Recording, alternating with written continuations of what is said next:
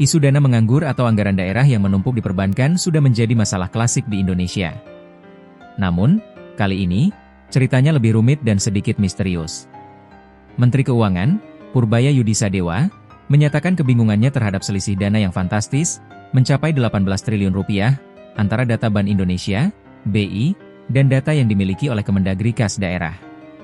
BI mencatat total uang daerah di BAN mencapai 233 triliun rupiah, sementara catatan kas daerah hanya 215 triliun rupiah.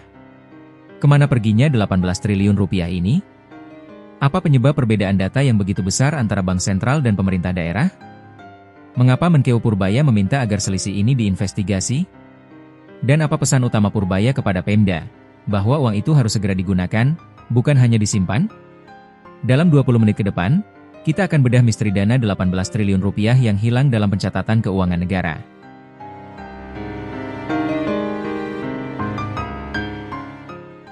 Latar belakang isu dana menganggur. Isu utama di balik selisih data ini adalah masalah akut di daerah, lambatnya realisasi belanja APBD.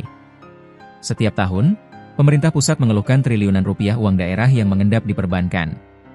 Fakta, uang ini disimpan karena Pemda lambat membelanjakan anggarannya, seringkali karena masalah administrasi, perencanaan, atau birokrasi yang berbelit. Dampak, uang yang menganggur di bank tidak bisa berputar di masyarakat, sehingga tidak mampu meningkatkan ekonomi daerah.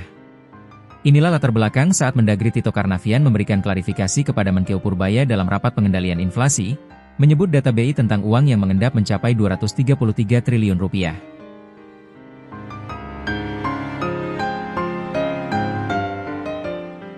Beda data BI versus Kemendagri. Mendagri Tito Karnavian segera merespons data BI yang mencatat angka 233 triliun rupiah. Menurut Tito, data BI ini diragukan validitasnya.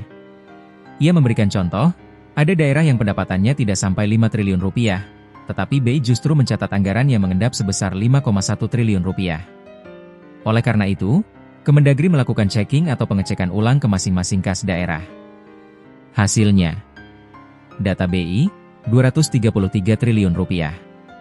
Data kas daerah, hasil checking 215 triliun rupiah.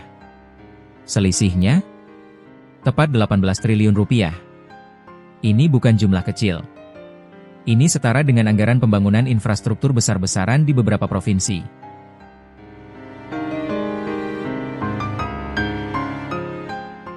Analisis Purbaya, tuntutan investigasi. Perbedaan angka 18 triliun rupiah ini lantas membuat Menkeu Purbaya bertanya-tanya.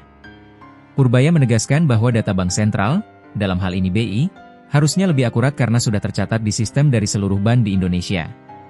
Host, mengutip Purbaya, kalau Bank Sentral pasti ngikut, itu dari bank-bank di seluruh Indonesia termasuk di BI, segitu tercatat. Kalau di pemerintah kurang 18 triliun rupiah, mungkin pemerintahnya kurang teliti, itu yang penulisnya. Dugaan Purbaya mengarah pada pencatatan yang kurang teliti atau kurang rapi dalam sistem administrasi keuangan daerah. Karena selisihnya sangat besar, Purbaya pun menuntut agar perbedaan data 18 triliun rupiah ini mesti diinvestigasi untuk memastikan uang tersebut memang ada dan terdokumentasikan. Ini adalah panggilan untuk reformasi administrasi keuangan daerah. Terlepas dari masalah pencatatan, pesan kunci dari Menkeu Purbaya tetap tegas dan jelas, anggaran daerah harus digunakan untuk kepentingan ekonomi masyarakat. Purbaya menghargai usaha Kemendagri, tetapi ia menekankan bahwa yang terpenting adalah uang tersebut jangan disimpan terus-menerus. Ia juga memberikan arahan strategis.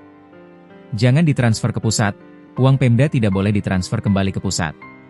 Taruh di bank daerah, uang tersebut harus tetap disimpan di bank daerah, dan jika bank daerahnya dianggap jelek, maka harus dibetulkan.